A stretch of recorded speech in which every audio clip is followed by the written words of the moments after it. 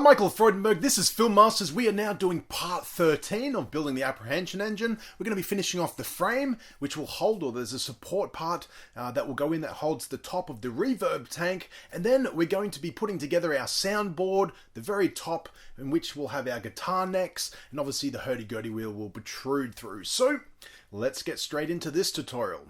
This is part 13 of building the Apprehension engine, and this is what we're going to have when we've finished this tutorial. So you see the soundboards on there, and we've also got a bracket that's been put in place for the reverb tank. So the bracket's going to go at the very top here. Now the measurements for this bracket is 18 millimeters by 18 millimeters. I'm obviously going to show you the size of it using a ruler so that you can see it in inches and millimeters, obviously. Now, if you don't have this piece of timber, the same thickness, this is a square piece, you can use the same type of timber that you've been using for the framing.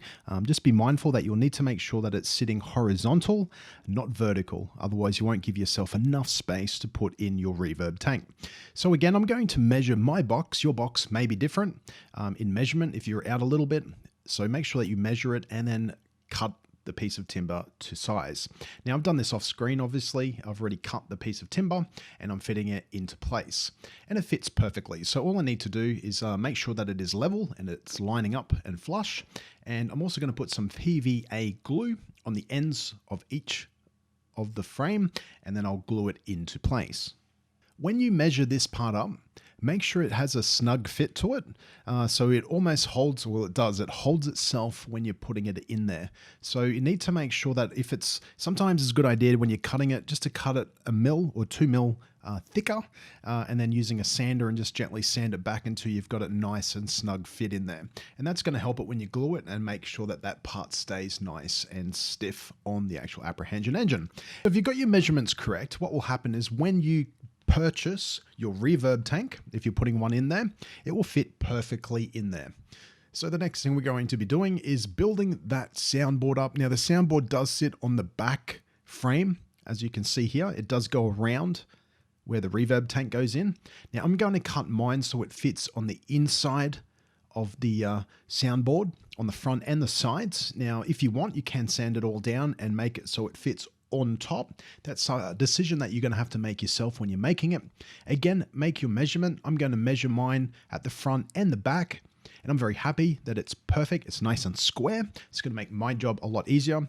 If not, put your board on there and obviously use a pencil to draw around it so that you can get your framing correct. So I'm just going to speed up this video. Obviously, I'm using a jigsaw again. I'm using 3 millimeters for the soundboard. Don't use anything thicker than 5 millimeters, because what will happen is the vibrations that you're going to get in the soundboard won't go through to the pickup mics. And that's something that you don't want to miss out on, is all those nice little sounds that's going to come through from the strings and so forth. So I'm going to line it up on my box and make sure that it's lined up properly. And now I'm going to measure the corners on which I'm going to cut out on the top of the soundboard. Now I'm using a scrap piece of timber because I know that my frame is made of the same material, and that will give me the correct measurements. So I'm just going to draw a line, and I'll do that on both sides. Again, and this is the way it's going to fit to the back bracket on the frame.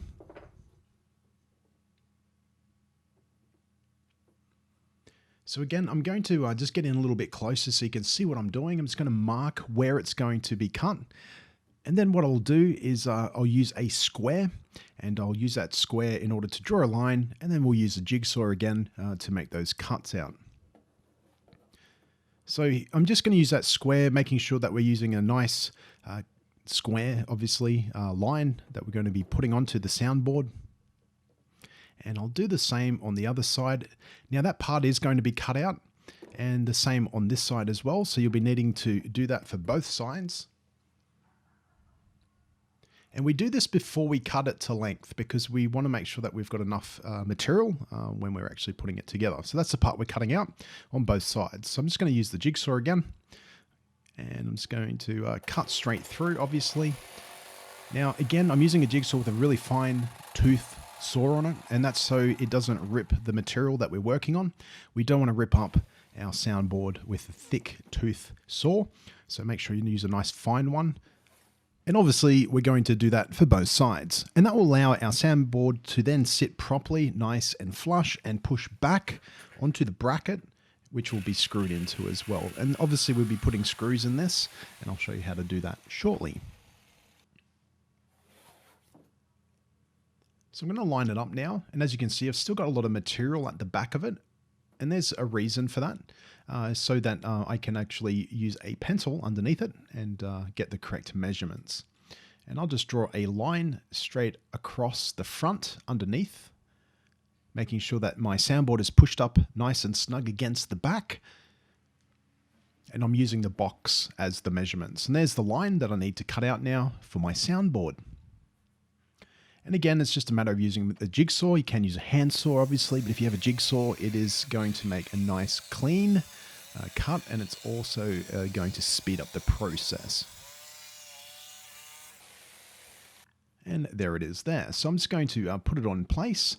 If it does need a bit of sanding to make it fit, it's best to leave a little bit more material, like I said before, and you can always remove material. It's a lot harder to put material back in.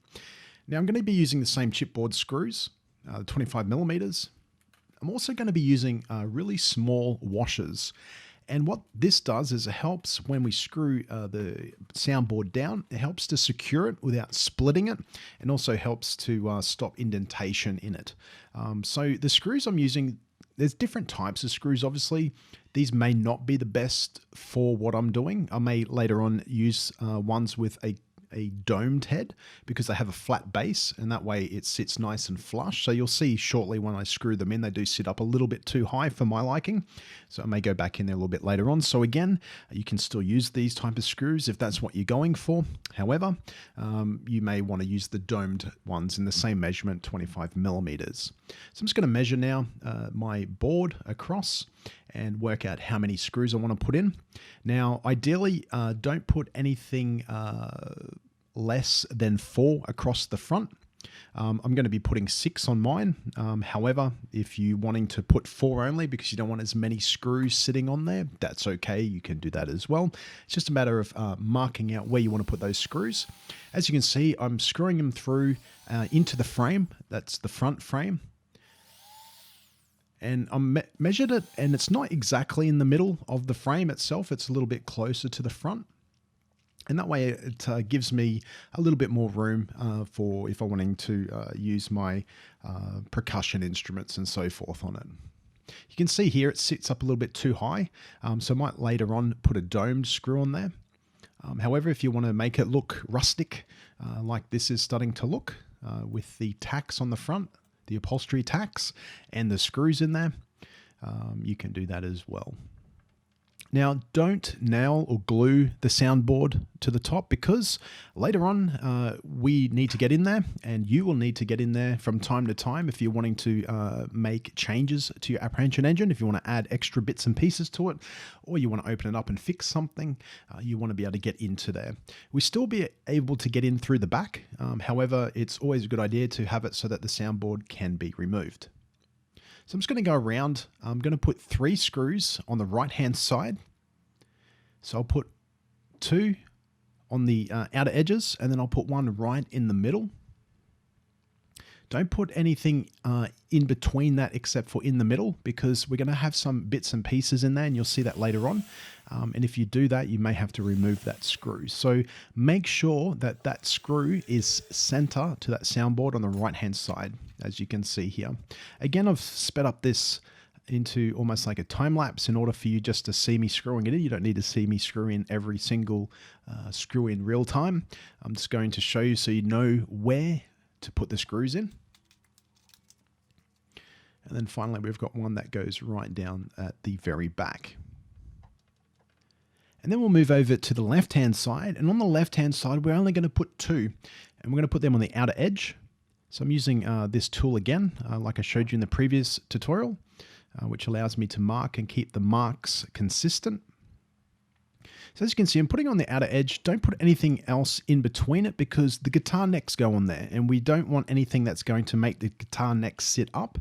So when we put a screw on the left-hand side, we only need to put 2 on there, as you can see.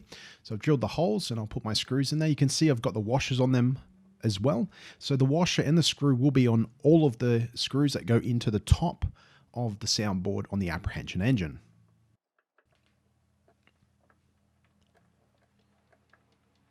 And I'll just show you what happens. I'm just going to lift the back of the soundboard. You can hear a slight vibration. And what that is the back. This part here that's lifting, it's vibrating. So we need to also make sure that's secure. So I'm just going to measure that. I'm going to put a mark right in the middle and put a screw in there. Now you can put up to 3 screws, or you can put 2 in make it even. I'm just going to put 1 for the time being just to secure it. Later on I may put another 2 in there, but I'll do that before I put the reverb tank in there. This will hold it down and will stop that vibration at the back of the soundboard. Again, we're trying to make sure that there's no little vibrations that are happening. The only vibrations we want is from the strings, from the hurdy-gurdy, from the reverb tank, or anything else that we've got attached to the actual Apprehension engine itself. We don't want any other vibrations coming from anything because the part is loose. And that's, again, why we went through the whole frame and put wooden dowel in there and screws and nails and glue and so forth in order to stop all those little vibrations that will happen through the box if it's not secure properly. So I'm going to test it again. Just tap it. I'm going to rub the tool over it. So this is our little percussion tool that we've got, or a mallet. I showed you how to make this in another tutorial, and it is at the end of this video. It's called the Little Box of Horrors.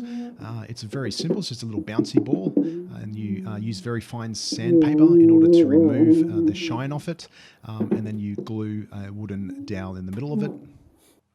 And that's the box all finished. So we've got all the screws in there, as you can see. I've currently got 6 on the front, and I've got 1 in the middle on the right-hand side. And we've got 3 at the back with 1 securing the back. Again, I may put more screws in there. However, on the left-hand side where the guitar neck's in, make sure there's no screws or anything else in there. So once you've done that, you can leave the box like that, or getting ready for the next tutorial, because we're going to be applying or adding in our hurdy-gurdy wheel finally. So this, I guess, has been coming for some time now. I'm going to remove all my screws now that I've got it sitting right. I'm going to take the soundboard out and put it somewhere nice and flat so it doesn't get any curvature in it. And we'll get that hurdy-gurdy wheel ready to go. And that is part 13 done of building the Apprehension engine. We've put our last part of the frame in, so all the framing is now done. And we've also got our soundboard in place, and it's all been fit into the actual box, ready to go. Now we've unscrewed it, ready for the next tutorial, because in the next tutorial we're going to be putting in the hurdy-gurdy wheel. So finally we're going to be putting in that wheel, and we're going to put a crank in there. I'm going to show you 2 different ways of putting the crank in. One's going to be a wooden dowel, and the other one is going to be adjustable bolt that will go through there, will allow us to adjust it to size. So that's what the next part of this tutorial will be in part 14. If you want to become a Filmmaster subby, it's pretty simple. You can subscribe to the channel, you can like me on Facebook and or on Twitter. And until next time, don't just film it, master it.